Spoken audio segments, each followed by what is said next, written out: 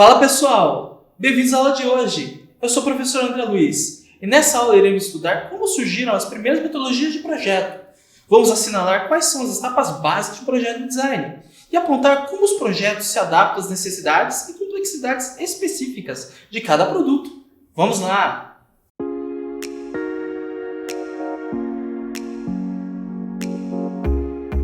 Então vamos começar a nossa aula sobre etapas, características e funções de um projeto em design.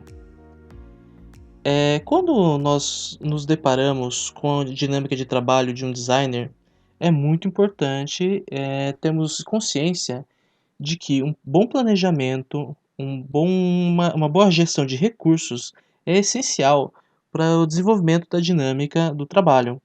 Nós temos tempo limitado, nós temos recursos como dinheiro, como coworkers limitados, recursos humanos.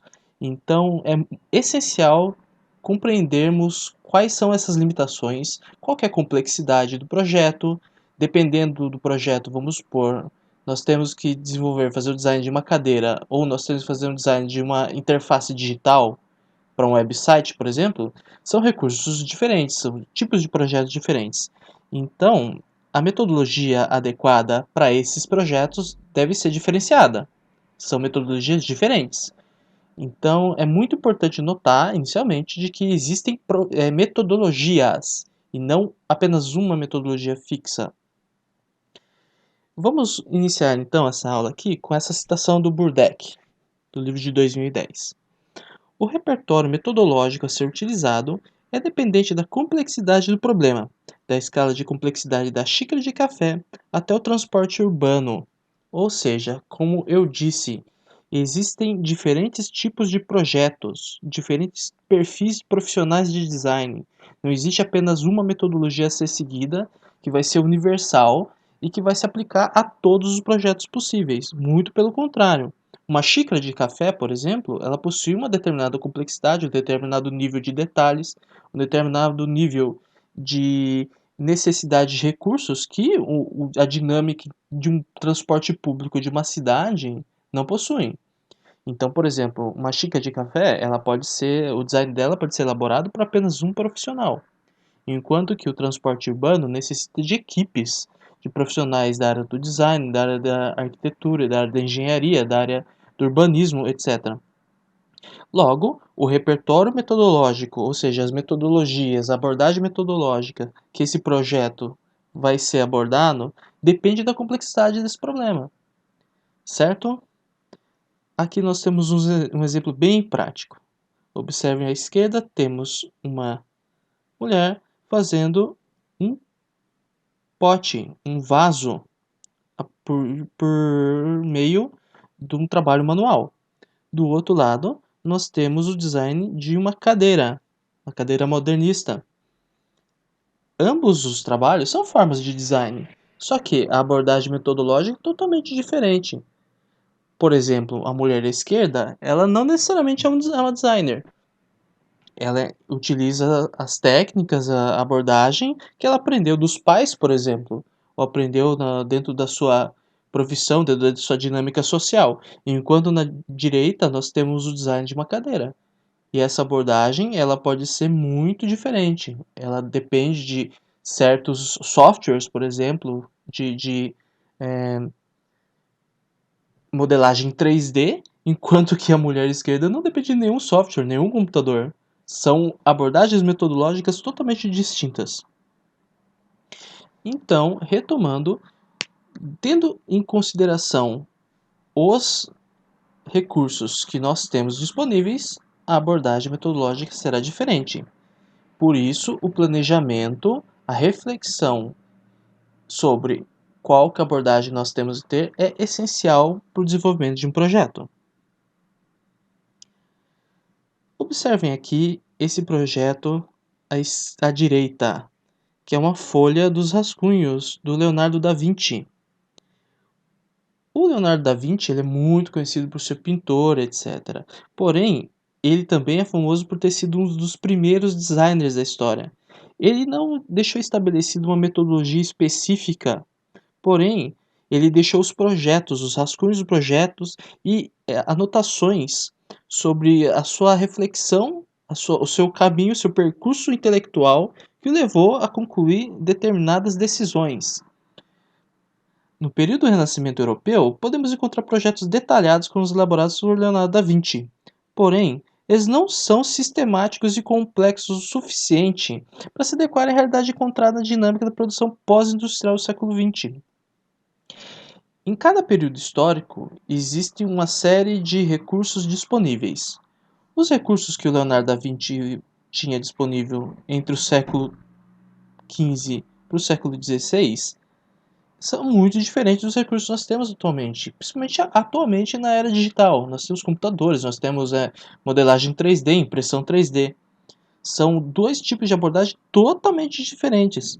Logo, nessa aula, a gente vai compreender quando, em que período histórico, em que contexto as metodologias de design começaram a ser desenvolvidas a partir de uma perspectiva de produção pós-industrial, ou seja, uma abordagem onde o sistema industrial de um país, ou seja, os recursos disponíveis já está estabelecido e que é necessário uma outra forma de abordagem que tenha uma visão, uma perspectiva mais ampla, uma perspectiva social, uma perspectiva ambiental, uma perspectiva que englobe de maneira holística todos os elementos, todas as questões sociais, socio-históricas que sejam acessíveis para uma comunidade. Observemos aqui a Mona Lisa. O Leonardo da Vinci, para pintar um quadro como esse, ele tinha uma certa abordagem metodológica. Ele planejou, ele fez diversos estudos, diversos rascunhos, até concluir essa obra. Porém, como foi indicado, essa abordagem ela estava relacionada ao seu período histórico. Ele não tinha um computador disponível, ele não tinha uma série de softwares de gravação, uma série de software de modelagem. Então, ele tinha disponível às suas mãos papel, caneta, tinta, etc. O que é muito diferente do nosso contexto histórico. Antes de adentrarmos a questão das primeiras metodologias de design, é muito importante a gente pensar sobre o papel do minimalismo no design. Por que a gente vai refletir sobre essa questão especificamente? Por minimalismo, a gente compreende não somente um movimento estético, um movimento artístico que surgiu a partir do pós-guerra no século XX, mas a gente tem que compreender o minimalismo como uma abordagem metodológica inicialmente. Por que abordagem metodológica? Atualmente, a gente vê essa frase em muitos lugares: menos é mais. O que ela significa? Porque normalmente, quando pensamos em algo melhor, em algo bom, pensamos em um conjunto de recursos amplo, muitos elementos, muitas coisas, muitas abordagens possíveis. Porém, a partir da perspectiva do minimalismo, menos é mais. Você ter menos recursos, você ter uma abordagem mais clean, mais limpa, é melhor. E de onde surgiu essa perspectiva? Por que essa redução, essa sintetização de elementos é tão importante para o século XX?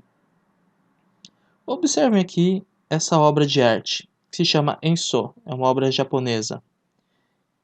À esquerda nós temos uma letra escrita à mão e à direita nós temos esse círculo.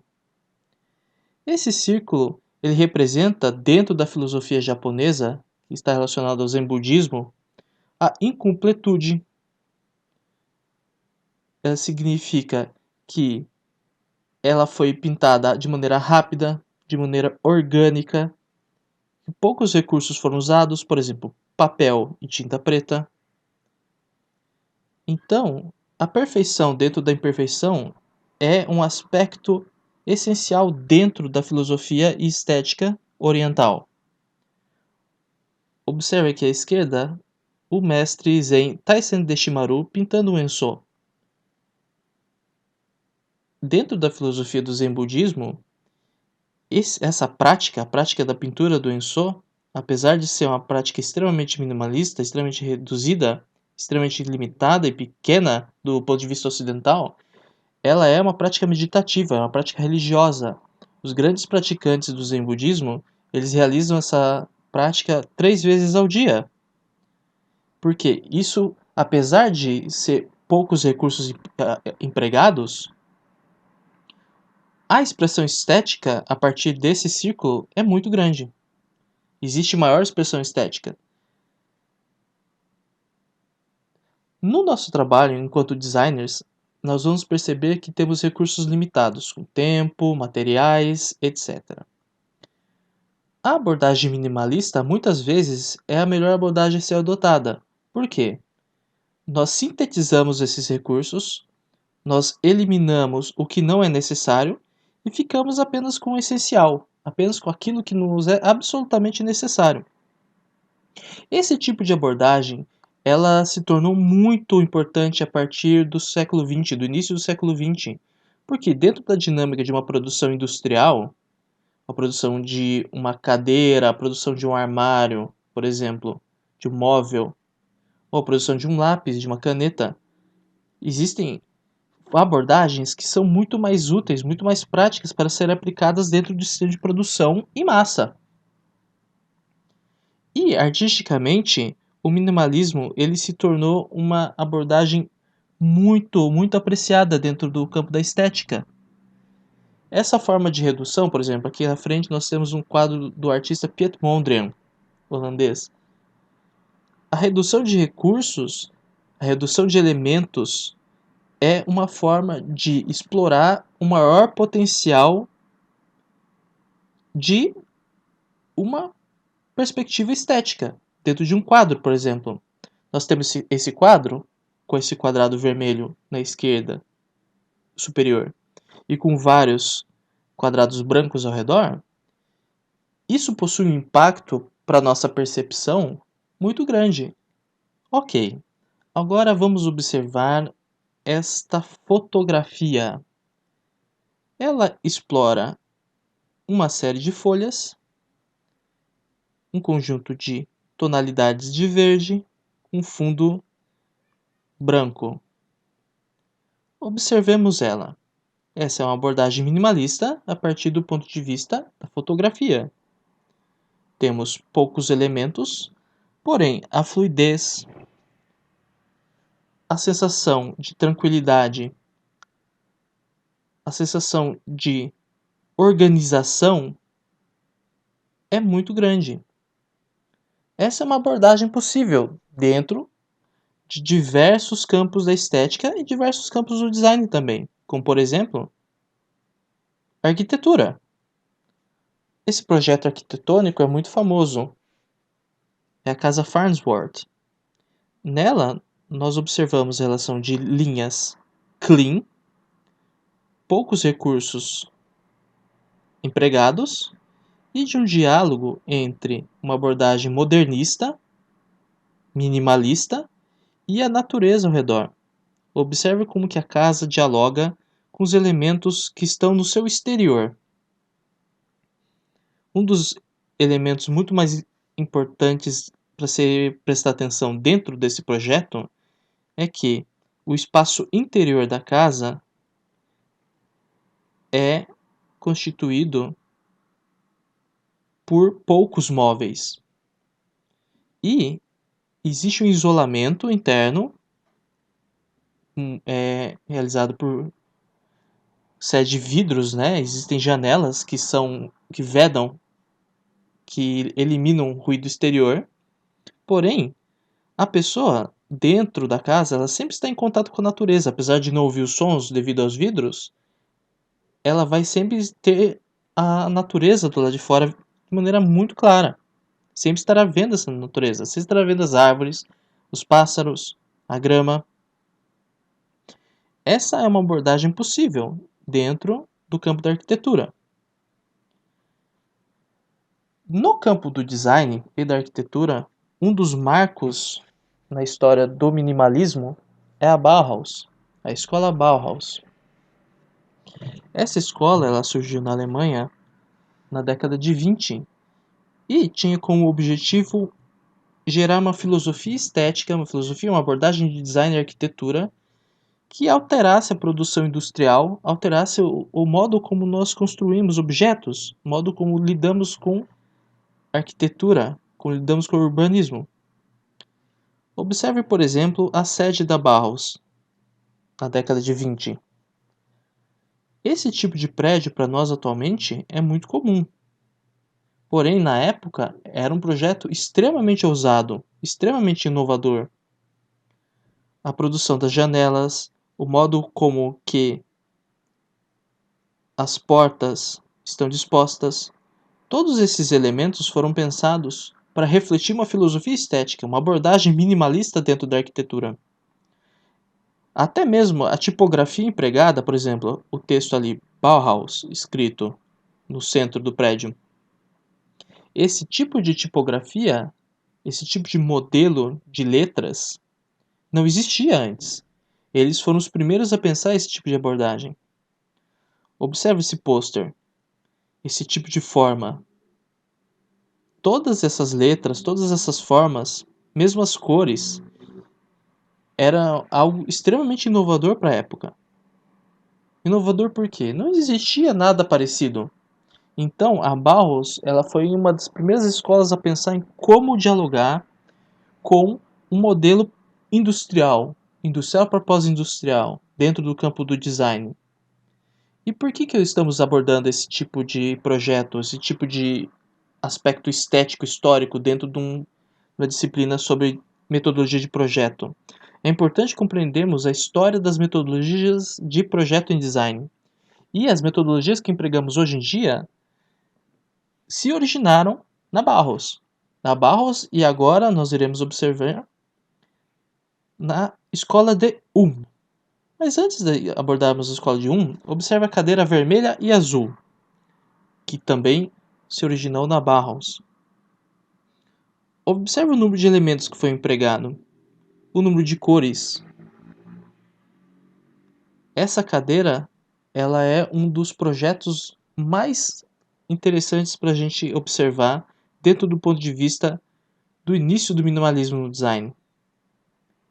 Porque a partir desses poucos elementos é possível uma produção em massa, uma produção múltipla, de maneira rápida e de maneira muito mais barata do que um projeto que seja feito de maneira manual, de maneira artesanal. São duas abordagens totalmente diferentes. Agora vamos nos direcionar à Escola de Ulm, que foi um projeto pedagógico que se instaurou na Alemanha no pós-guerra, na década de 50 para 60, e onde se estabeleceu as primeiras metodologias de projeto em design. Então a gente tem aqui na nossa frente uma foto bem simpática do professor Hans Gugelot, esse que está sentado numa cadeira, junto com os alunos da escola de que eram pesquisadores também, né? E a gente observa que eles estão do lado de determinados produtos que foram fabricados durante esse período pela escola. A gente vê ali em cima uma máquina de costura, uma estante, um rádio, um xilofone, que é aquele instrumento musical que está à esquerda. Então, o tipo de produtos, inclusive a cadeira no qual o professor Hans Gugelot está sentado ali, era muito variado. São vários tipos de produtos, vários tipos de perfis de produção, ou seja, vários tipos de perfis de design, né? Então, aqui a gente tem um sisteminha, um pequeno diagrama, mostrando os 4 pontos principais que eram relacionados à metodologia de design da Escola de Ulm, que foi fundada em 1952 na Alemanha. O professor Christoph Alexander enumerou esses 4 argumentos para se desenvolver um processo de projeto com uma metodologia própria. No primeiro, os problemas do projeto se tornaram por demais complexos, para que sejam tratados de forma apenas intuitiva. Ou seja, nesse período eles começaram a perceber que os produtos no qual eram produzidos, né, eram complexos demais e não era necessário uma sistematização do processo de produção. porque os métodos que eram utilizados anteriormente eram intuitivos. A pessoa não parava, sentava e racionalizava o que era feito, né? Em seguida, a quantidade de informações necessárias para a resolução de problemas do projeto elevou-se de tal forma que o designer por si só não as consegue coletar. Por exemplo, para se produzir uma máquina de costura, existiam diversos modelos de máquinas de costura naquele período. Então, era necessária uma pesquisa bem ampla relativa a quais tipos de máquinas de costura existiam, quais tipos de peças eram empregadas nessas máquinas de costura, que tipos de roupa eram produzidas. Então, não era um tipo de pesquisa muito ampla que não poderia ser realizada apenas por um designer. Em seguida, existe a questão que a quantidade de problemas de projeto aumentou-se rapidamente. Os projetos começaram a ficar mais complexos, começaram a elevar o nível de problemática deles. Por exemplo, voltando ao exemplo da máquina de costura, existindo diversas formas, diversos tipos de máquina de costura no mercado, por qual razão seria necessário criar mais uma? Por razão que as máquinas eram muito caras, eram máquinas industriais, era necessário máquinas de costura menores para serem utilizadas em casa, por exemplo. E esse tipo de problema é muito amplo, somente um designer isoladamente não ia conseguir resolvê-lo, né? Sem nenhum tipo de racionalização, sem nenhum tipo de sistematização. E a espécie de problema de projeto, comparada a épocas anteriores, foi se modificando em ritmo acelerado, de forma que se tornava cada vez mais raro poder se valer de experiências anteriores.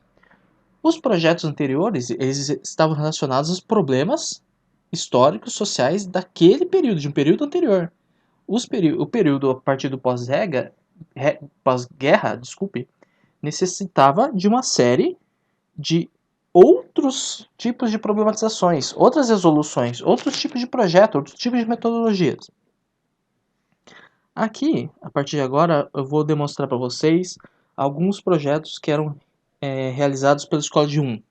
Todos os móveis encontrados nessa foto, as cadeiras, né, temos dois tipos de cadeiras, a máquina de escrever e a mesa, são projetos realizados pela Escola de 1. E observem que a abordagem ela é minimalista. Por quê? Porque é muito mais fácil você resolver um problema a partir de uma metodologia que sintetize os elementos, que sintetize o processo de produção, que resolva as questões, que são os problemas que são abordados, a partir de poucos recursos, de um número menor de recursos. Essa é um pôster feito pela Escola de 1. A relação entre preto e branco, a relação entre poucos elementos, o modo como esses elementos estão alocados na foto, todos eles indicam uma abordagem minimalista. Observe esse rádio, produzido também pela Escola de 1. É um rádio pequeno, rádio portátil. Ele tem poucas cores, é o preto, o cinza, o branco e essa tirinha de couro aí em cima. Lá no fundo, a gente observa um móvel modular. Eu digo móvel, não somente estante, porque ele pode ser reorganizado em forma de outros tipos de móveis, outros formatos. Essas gavetas elas se movimentam, elas podem ser realocadas de acordo com a necessidade do cliente.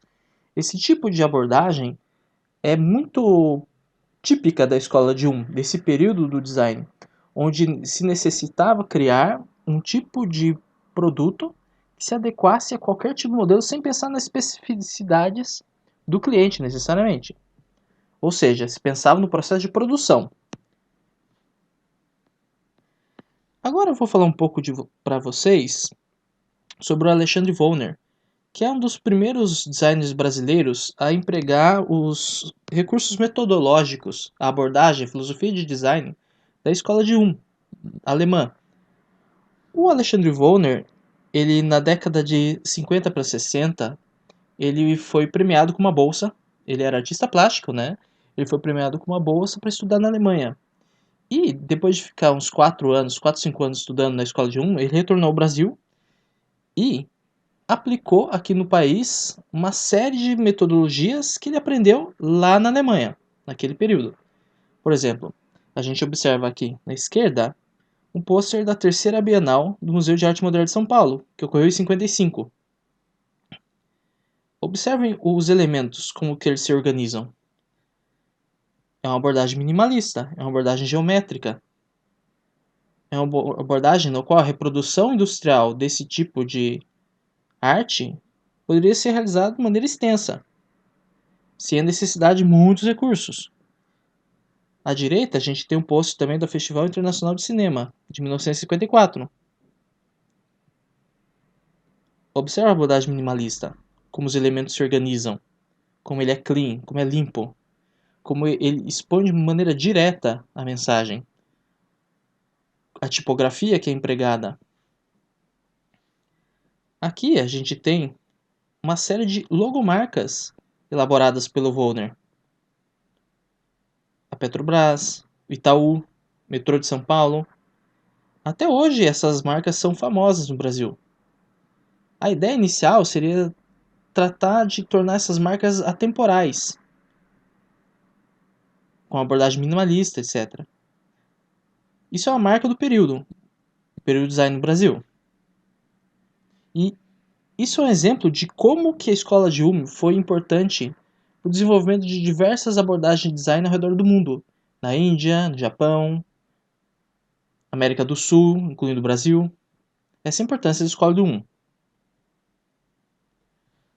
Observamos agora a logo do Museu de Arte Contemporânea de São Paulo. Esse é o projeto inicial, que ele se inscreve dentro de um grid bem demarcado, milimetricamente calculado. E essa é a logo final. Observe essa abordagem minimalista, como que ela se organiza. Como que os ângulos eles atraem nossa visão. Agora eu vou falar um pouco sobre o designer John Christopher Jones e os métodos de design.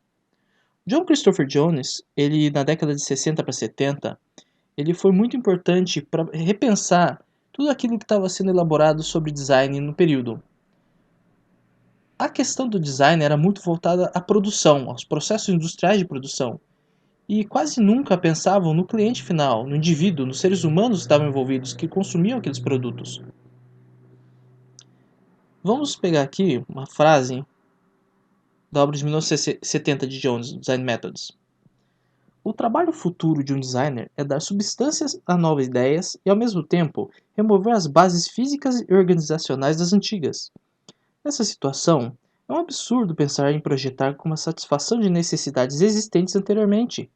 Novas necessidades surgem e antigas necessidades desaparecem.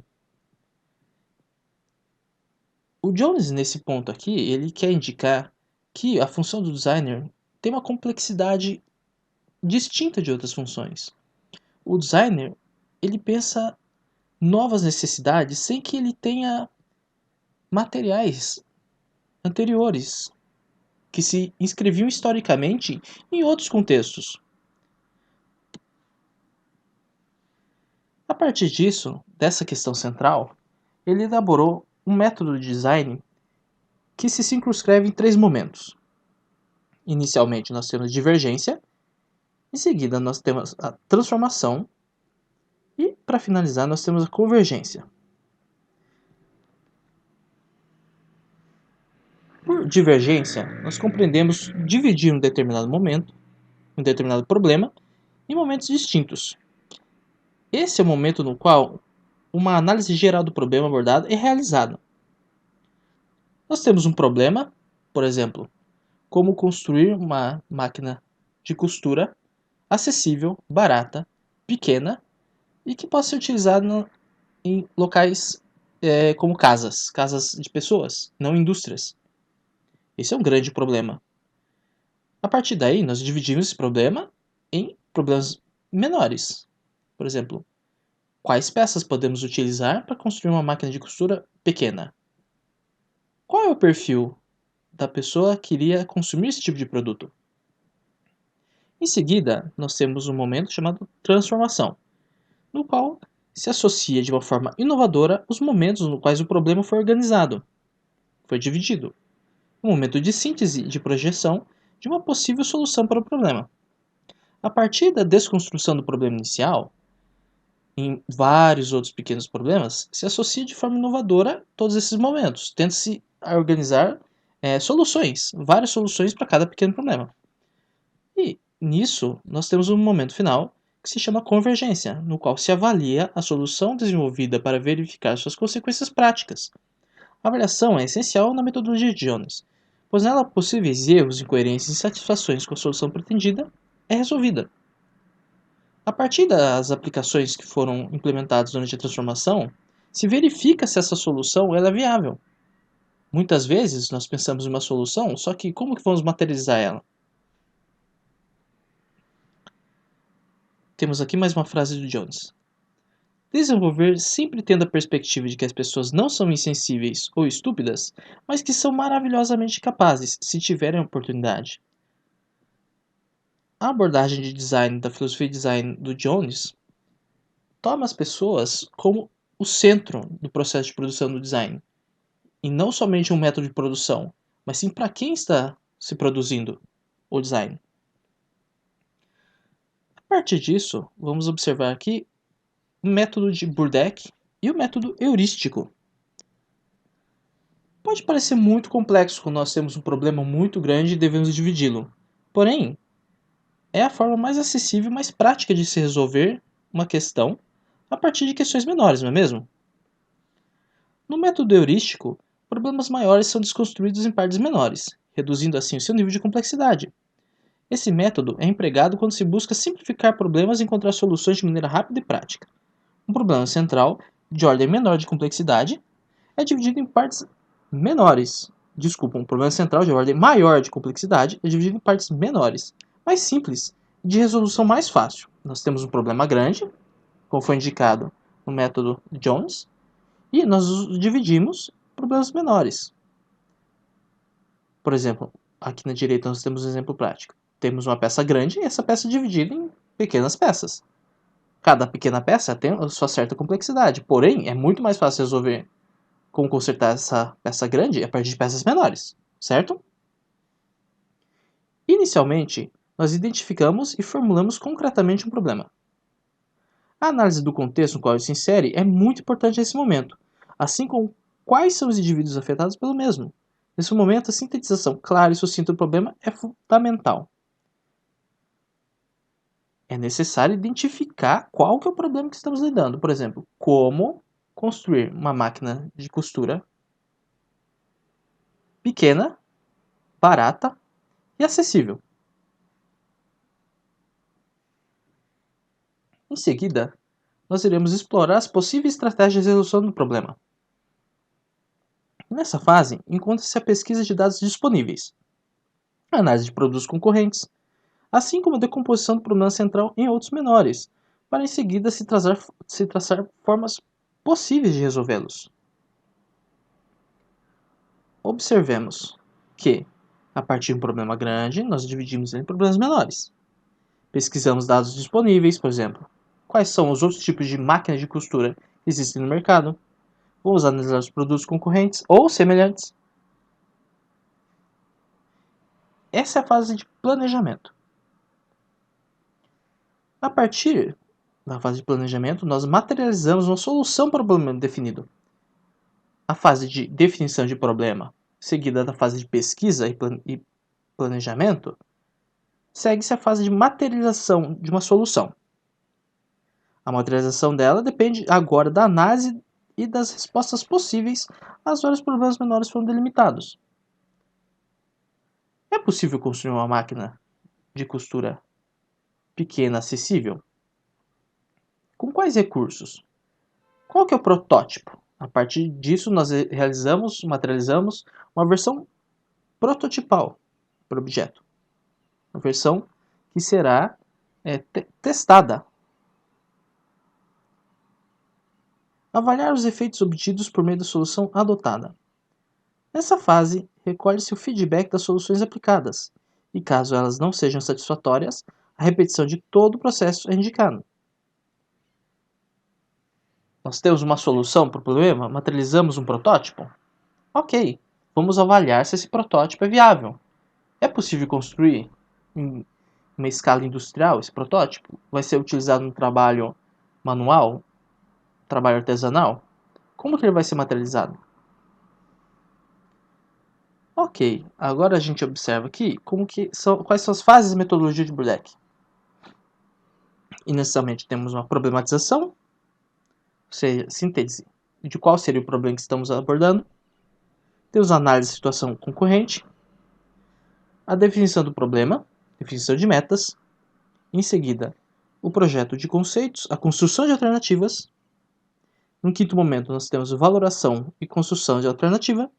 No sexto momento nós temos planejamento e desenvolvimento da produção. Ou seja, inicialmente, no momento problematização, nós analisamos qual que é o problema. Em seguida, nós analisamos quais são as soluções que os concorrentes, os outros produtos que existem no mercado, proporam. Depois definimos qual é o problema central e quais são as metas desse processo de produção. Construímos alternativas. Valoramos a alternativa, ela é viável, não é? E finalizamos ela planejando o desenvolvimento da produção desse produto. E é importante verificar que esse processo ele não é linear.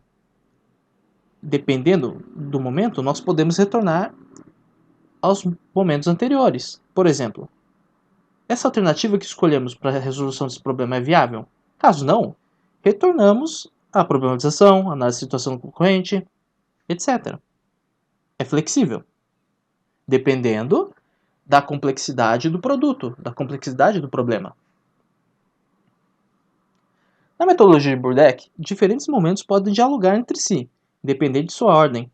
Nesse sentido, a problematização inicial dialoga com diversos outros momentos do processo, sendo que podemos retornar a ela caso estejamos valorando e construindo alternativas. Ou seja, é um processo flexível.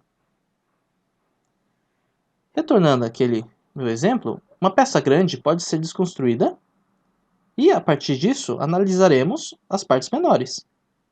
O método de Burdeck aponta isso. Aponta que, a partir do método heurístico, que foi indicado inicialmente, nós analisamos passo a passo, momento a momento, como que o problema se constrói, a partir de problemas menores. Vamos indicar agora um exemplo prático. Esse exemplo é a bicicleta Speed One Le. A marca norueguesa Speed possui uma história que data de 1926, ou seja, 91 anos de história. Esse é o problema central que a agência Snowball, que é uma agência da Noruega, teve que adequar ao seu método de design. Ou seja, uma marca já antiga, uma marca que possui uma história muito longa, ela deve se readequar ao mercado contemporâneo. Esse é o problema central, esse é o conceito do produto deles. Consequentemente, se estabeleceu a questão norteadora, que indica qual que é o problema. Como seriam as bicicletas da marca Skiens se elas fossem produzidas com as técnicas e material que nos são disponíveis hoje em dia? A partir dessa problematização central, eles analisaram quais são as referências disponíveis. As referências retrô foram escolhidas. Tendo visto um design minimalista atemporal, um framework de materiais que não possuem nenhum tipo de plástico, compromisso com a qualidade dos materiais, como eram as bicicletas na década de 30 e 40. A partir dessa delimitação de questões e referências, se estabeleceu um conceito-chave, que é o Speed One LE, e os rascunhos iniciais, ou seja, eles estão começando a analisar quais são as alternativas possíveis para se resolver esse problema. A partir dos rascunhos iniciais, eles estabeleceram que o desenho final, a solução que eles vão adotar, é esse desenho. Esse desenho se materializou em um desenho 3D, e a partir dele se construiu um protótipo. Esse protótipo ele é viável para a produção industrial? Qual vai ser o processo de produção dele? Vai ser feito à mão? Os detalhes? Essas são questões que são abordadas pelo projeto da agência Snowball, dessa bicicleta. Ou seja, retornando à metodologia de Burdett, a problematização ela dialoga com o contexto no qual o produto se inscreve. Nós temos uma marca de bicicleta que quer retornar ativa e se inserir no mercado de bicicletas atuais. Se analisa a situação dos concorrentes. Quais são os tipos de bicicleta que tem no mercado? Que existem no mercado atual? E as bicicletas modelo retrô? A partir disso se define o problema. Como construir uma bicicleta de altíssima qualidade, retomando as características de uma bicicleta da década de 30 e 50, 40, dessas décadas. A partir disso se projeta conceitos, se constroem alternativas, se constroem rascunhos. É uma parte livre, onde vários tipos de resoluções são possíveis. A partir dessas várias resoluções indicadas, se escolhe uma alternativa. E a partir dessa alternativa, se desenvolve o produto. Ou seja, um processo flexível, um processo que depende de uma delimitação de um problema central e que visa materializar um design de um produto da maneira mais eficiente possível. Ok, agora vamos relembrar o que estudamos no tópico de hoje. Inicialmente, apontamos que o repertório metodológico a ser utilizado em um projeto é dependente da complexidade do problema abordado. Em seguida, verificamos como a escola de Ulm influenciou a história do design por meio de sua filosofia estética minimalista e funcional. Em terceiro momento, avaliamos aspectos centrais da obra Design Methods de John Christopher Jones. Em um quarto momento, estudamos como o método heurístico funciona como operador metodológico no design. E, em seguida, indicamos como o percurso metodológico de Burdett é um método flexível, que pode ser empregado em vários processos de produção de design. Essas são as referências bibliográficas que foram abordadas nessa aula. E aí, você entendeu que cada produto possui uma determinada complexidade, necessitando de uma metodologia específica? Ou precisa estudar um pouco mais? Se você ainda tem alguma dúvida, se lembre que é possível acessar outros materiais que estão à sua disposição na plataforma. Tem um e-book que aborda todos os temas que foram trabalhados durante a aula. Espero que você aproveite o material disponibilizado. Vamos lá? Bons estudos!